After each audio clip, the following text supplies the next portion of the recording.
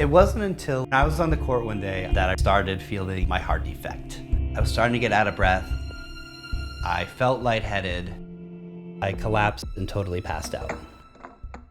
My name's Luik. I'm 43 years old, and I was New-York-Presbyterian Weill Cornell Medical Center's first heart transplant patient. At 2.5, I had my first open heart surgery. I was born with a condition called transposition of the great arteries. It's a condition where your two main arteries are reversed. You're having the smaller chamber try and do the work of the big chamber, and it really can never ultimately keep up. I met Maddie nearly a decade ago now, but it was clear even then that things weren't quite right. Maddie's numbers in his heart had been slowly dwindling. It's not black and white. When is the right moment to evaluate somebody for a heart transplant? We had had discussions about the potential of this happening in the future, and I think really it was those numbers that confirmed that Maddie had gotten sick enough for a heart transplant. After my wife and I had our beautiful daughter, Carolina, the idea of getting a heart transplant became much more real. I think about the way my dad was a father, and that he was always there to hit some tennis balls with me. And that's the kind of father I want to be to Carolina. So as part of the evaluation, I met with Dr. Naka, who would be doing the surgery. And the first question he asked me is, can you walk a block? And it was puzzling because I was like, of course I can walk a block. And he said, well, soon you won't be able to. As a surgeon, my job is to assess the transplant surgery can be done with the acceptable risk. My answer was, we can do the surgery.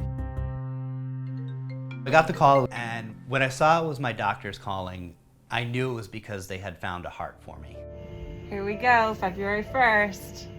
Heart transplant time. The last thing I remember before they put me on the anesthesia was just giving my wife a hug and kiss and saying, well, I'll see you tomorrow. When I play tennis, I visualize how each point would go. And I wanted to make sure that that first day post-transplant was going to be as strong as it could be. And I set the goal for myself that I was going to walk on the first day, no matter what. I had the heart transplant on February 1st in the late afternoon. February 2nd, I walked.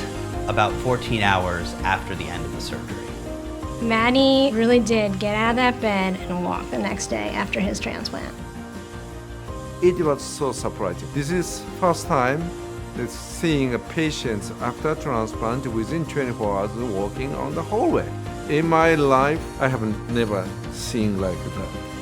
It was incredible. There was a color to his cheeks, and he looked better than he had ever looked. My heart was stronger, and it was this amazing feeling of having all this energy. The day I was leaving the hospital, they literally rolled out the red carpet for me. It was so meaningful to see all the people that played a role in bringing me to this moment. Today, when I'm on the courts, I feel like a new person. When you're winning, things are easy. It's in those moments when you struggle that really define who you are and whether you'll be able to reach the top and be a true champion. I'm looking forward to being able to watch my daughter grow up, and I'm ready to be the champion they know I can be.